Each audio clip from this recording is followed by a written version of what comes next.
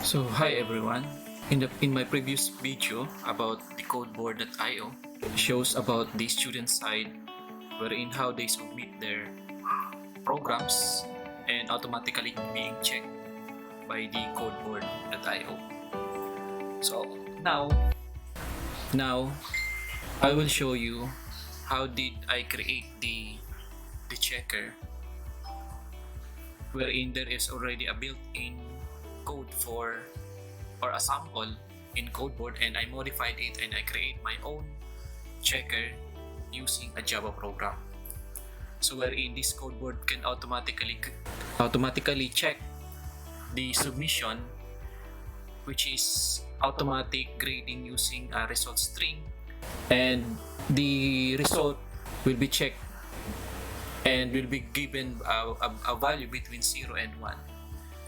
So the value represents the percentage describing how high the submission was graded. Okay, so for every problem or every project available in codeboard can be automatic grading by simply printing a specialist string. Okay, so let's log in first as a teacher side or a professor side.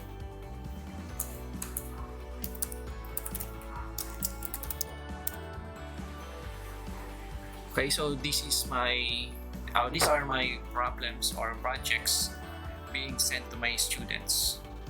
Then if you want to see their codes, you can open the IDE. Okay, so this IDE is for your this is the IDE configuration of the professor side. This is what I made, wherein I set protocols for will submit their programs.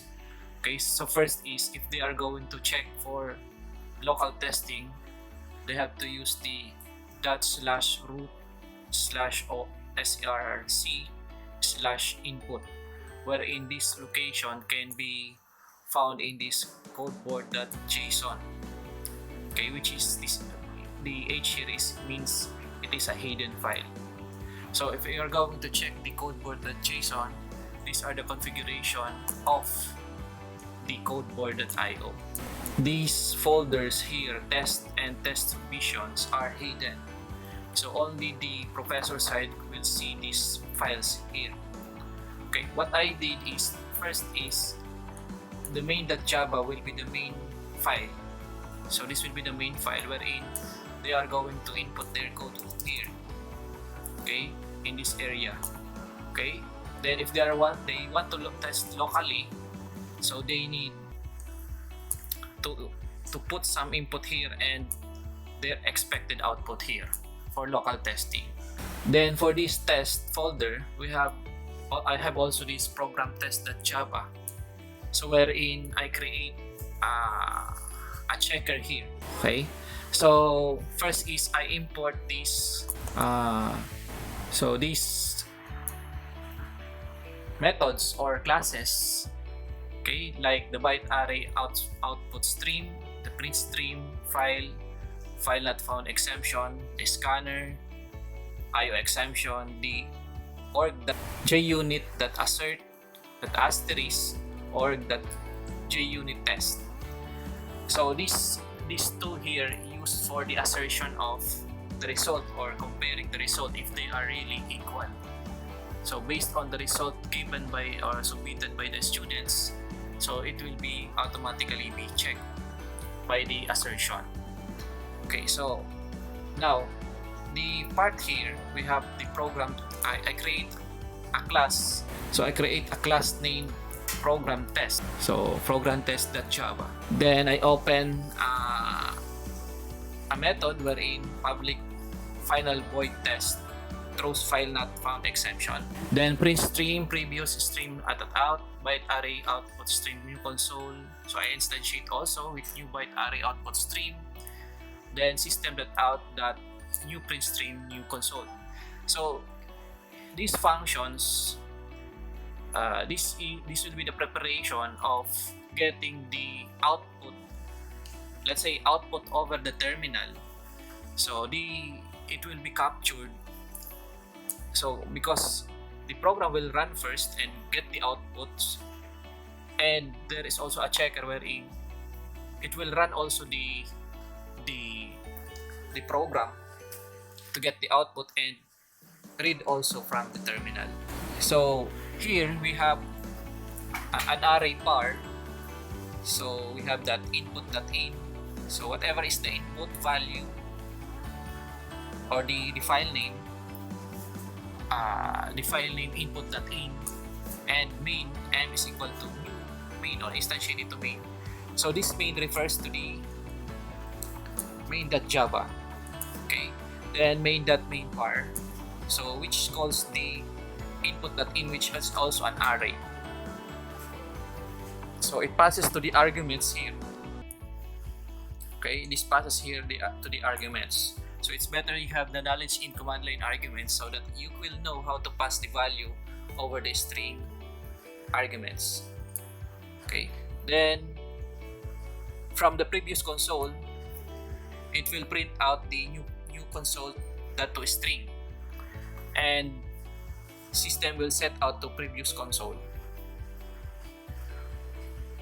Okay, then after that, byte array output stream new console again, we will open again for the new output coming from the other for the output.out, because the first one is all about input.in and the second one will be for the output.out, so that the assert equals can be compared.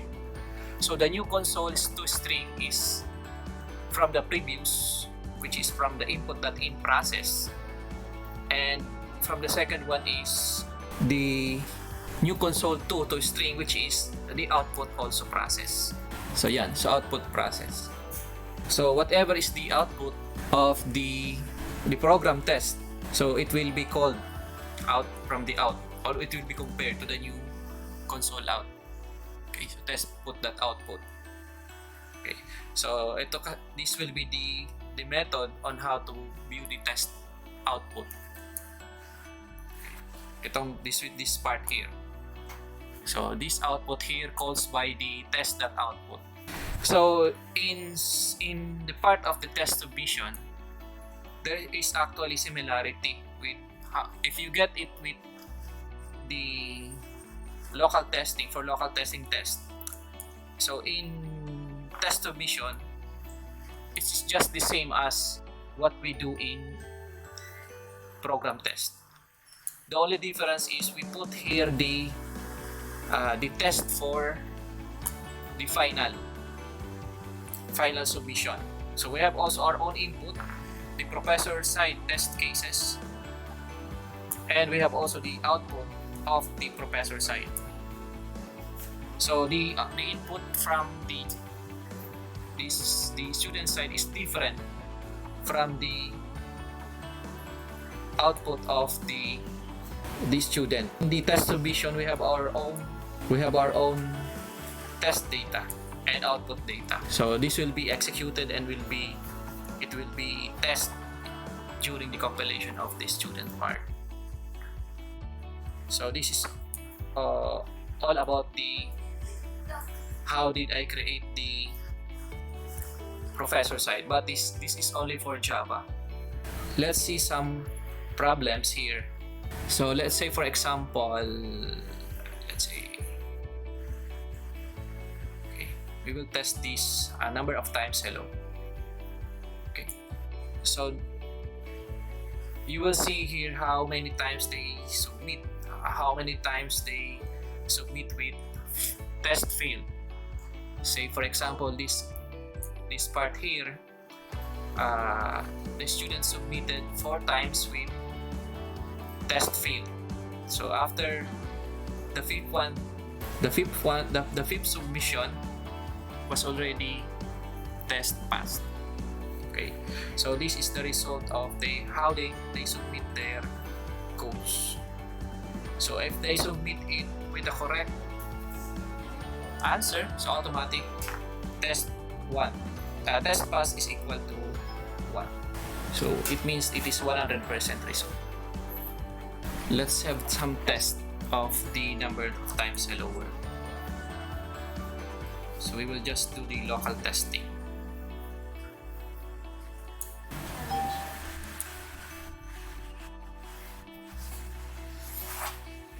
Okay, so say for example, so this is my output for the professor side, this is the input also for the professor side, and for the local testing, let's say 3,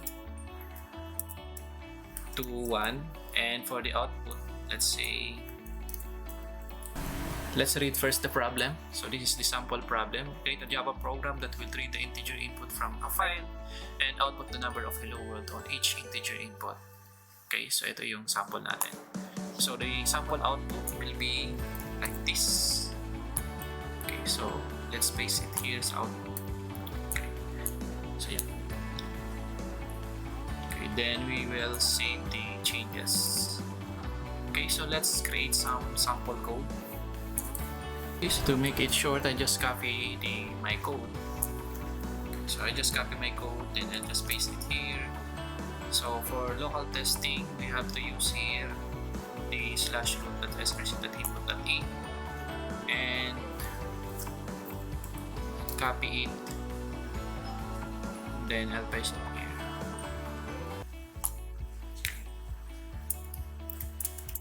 So yan, then I'll run the program. So I'll just compile.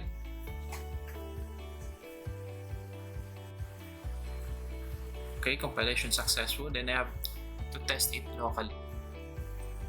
Okay, test.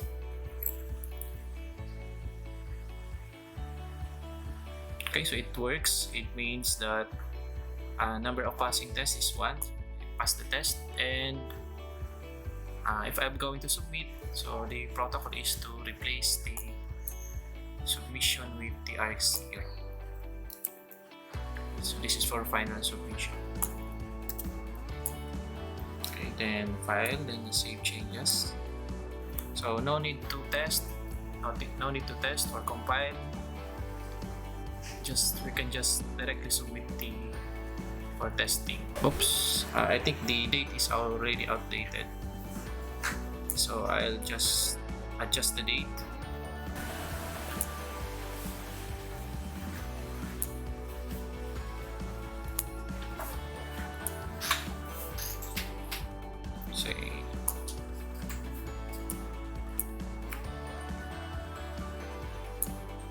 Okay, so I'll submit again.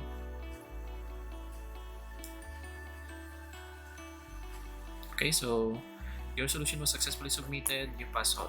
This is already, it means that your test data and your program from the local testing and the submission test is already working.